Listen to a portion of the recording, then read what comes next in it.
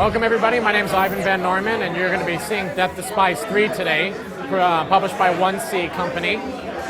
This is a really early stage of the game, and as you can see, it's already looking really nice. We have a lot of really strong graphical elements in place in the early version of the game. But Death to Spies 3 literally means that you are a counter-spy spy. You're actually doing counter-espionage by you yourself committing espionage. So the great element of this game, first of all, is that you are infiltrating areas that you're not supposed to be. That's a standard espionage element. But the great thing is that we have an awareness level here. This is called spy mode, by the way.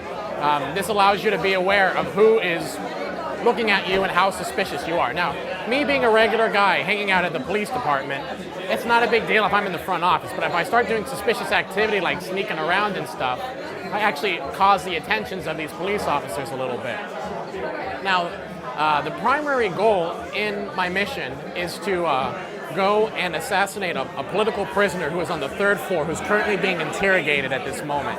And being there, I have to go and assassinate him so that he doesn't speak any further about the activities that Russia is committing. This takes place in the Cold War era of America, by the way, during the JFK area. So, in order to get into the 2nd floor of the building, I actually have to impersonate a police officer. So what I've done is gone over to this gentleman here, who's actually a very easy takedown for the purpose of this demo. And we're going to go steal his clothes and hide his body in this armoire. Now that I've done that, I can go up to the 2nd level of the police department a lot easier and be able to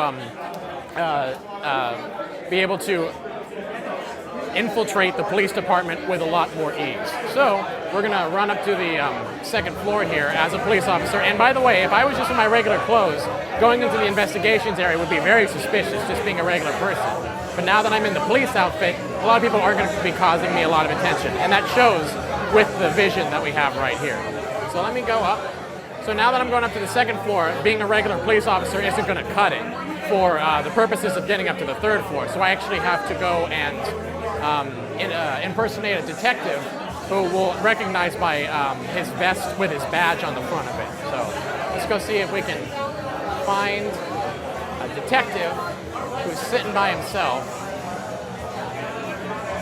and see if we can take him down.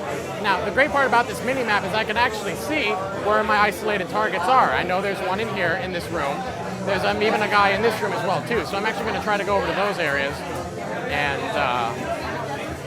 silently take down one of them. See, that's actually one of my targets right there. But since he's kind of in plain view of a lot of guys here, I don't want to go after him as a target. But he looks pretty good. So cloak and dagger style, we're going to take him out and go hide his body again.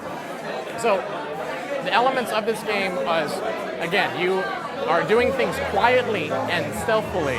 You're not running around shooting, running and gunning. You're actually trying to, just infiltrate as quietly as possible. And you're going to have an easier time, and you're going to get more points in that way possible. So that's essentially the rundown of the game. Now that I'm an FBI agent, now that I'm a detective, I'm going to run up and go and assassinate my target. And that's the Spies 3 for you.